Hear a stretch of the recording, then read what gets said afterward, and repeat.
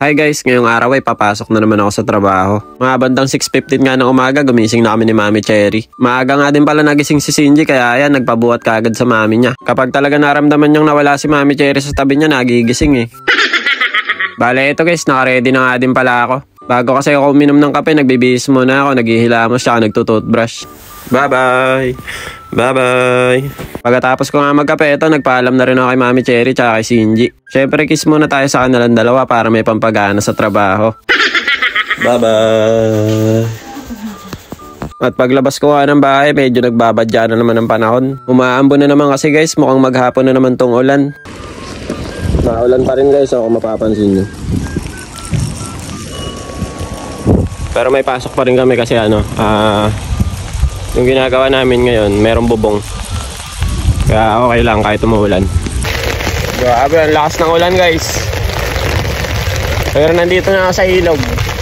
Kaya nakapagpayong na ako.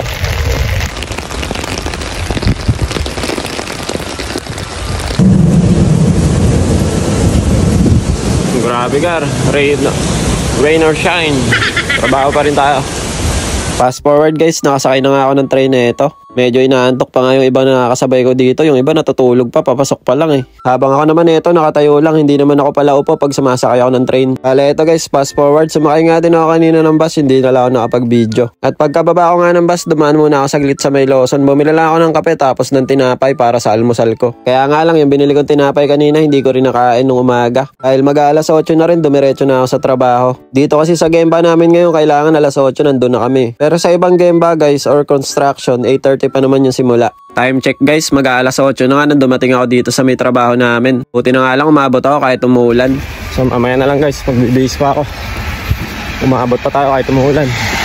Fast forward nga, break time na namin. Ininit ko nga pala yung tinapay na binili ko kanina umaga. Tapos dito ko na lang din kinain sa may kainan namin. Solid tong nabili kong tinapay guys. Tingnan nyo naman, para siyang pandesal tapos may keso sa gitna. Tapos nung ininit ko siya, lalong sumarap eh. Fast forward ulit, lunch break na nga pala namin. Ito nga pala yung binabaon sa akin ni Mami Cherry. Para lang lumpia yung binaon ko, tapos may maliit na yakisoba, tapos maliit na katsu. Tapos na kumain. Busog na. Balik trabaho na. Tapos na magpahinga. Medyo malakas pa nga rin yung ambon ng tanghali guys, pero okay lang naman, hindi naman kami nababasa sa trabaho namin. Bahala ito guys, fast forward ulit, mga bandang alas 4 ng hapon, natapos na nga kami. Kaya ito, pagkabihis ko, nagabang na ulit ako ng bus dito. Buti na nga lang, dito lang sa harap ng trabaho namin yung sakayan ng bus. Sa mga nagtatanong nga pala kung libre daw yung pamasahe namin. Libre lahat ng pamasahe namin guys kapag papasok namin sa trabaho. Kumbaga, ang ginagawa ko lang, inaabunuhan ko muna yung pinapamasahe ko sa araw-araw. Tapos nililista ko na lang kung magkano ba yung mga nagagastos ko. Halimbawa, bukas sa ibang lugar kami. Tapos kinabukasan na sa ibang lugar ulit. Kano yung nagastos ko nung araw na yun, ililista ko lang. Tapos pagdating ng sahod, doon nila ibibigay lahat. Ganun lang guys, kaya kahit namamasahe ako ng namamasahe, ikot ako ng ikot, libre naman yung pamasahe ko kaya wala naman problema. Pagkababa ko nga ng train, bumili muna ako ng pasalubong kay Saori at kay Seichi. Bumili na nga rin pala ako ng ice cream para maiba naman ulit yung pasalubong ko sa kanila. Halos lahat kasi ng pambatang pasalubong na ipasalubong ko na ata sa kanila eh. Uwian na. Parang umuulan pa rin sa labas. Oh, yan na. Umuulan pa rin guys, pero buti na lang, ambon na lang na. Umuulan-ambon. Pero hindi na siya ulan talaga. Ambon-ambon na lang. Ayun na, mahina. Makikita nyo, may ulan pa rin pero mahina na. Aga pala namin natapos ngayon guys. Alas 4, kaya tingnan nyo, maliwanag pa, pauwi na ako. Bale, ito guys, fast forward, nandito na nga pala ako sa bahay. Nai-parking ko na nga din pala yung bike ko. Bago nga pala ako pumasok sa bahay, kinukuha ko muna yung binibili kong pasalubong sa mga bata. Malinis yung suot kong pantalon ngayon guys, no? Pinili ko kasi kahapon yan pagkatapos ng trabaho namin. Marami na rin kasing mantsa yung ginagamit ko, kaya minsan nahihiya rin ako sa biyahe. Pagka doorbell ko nga, si Ate Saori yung nagbukas ng pintuan. Hindi nga pala sila nakapasok ngayon guys dahil sobrang lakas nga ng ulan kaninang umaga. Si Seichi habang tumatagal guys, parang bumibilog eh, no? Malakas din kasi mag food trip yan guys, si Seichi malakas siya kumain. Mas malakas pa nga yung kumain kaysa kay Ate Saori eh.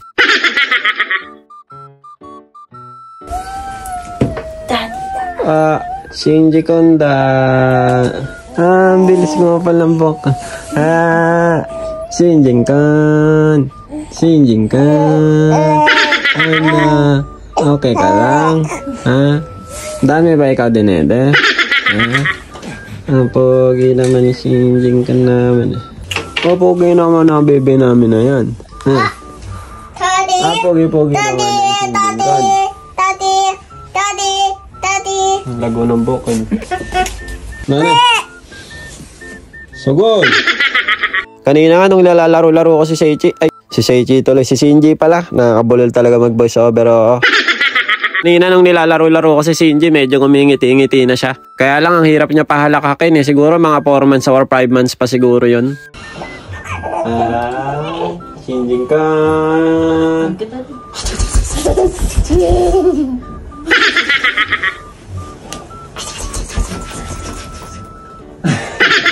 Pakatawa eh.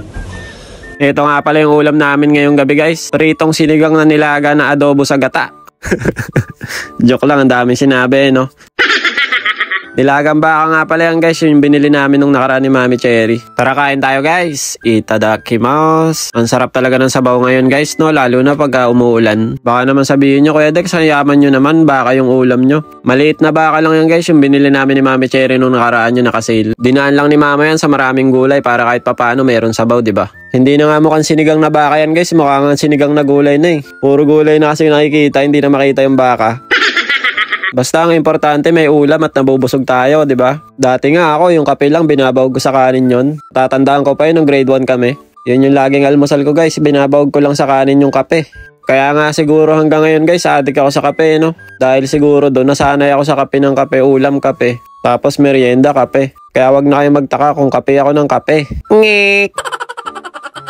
O paano guys, hanggang dito na lang muna. Kita-kits na lang ulit tayo next video. Jane, matane. Arigatou gozaimasu. Ngek, ngek, ngek. Bye-bye.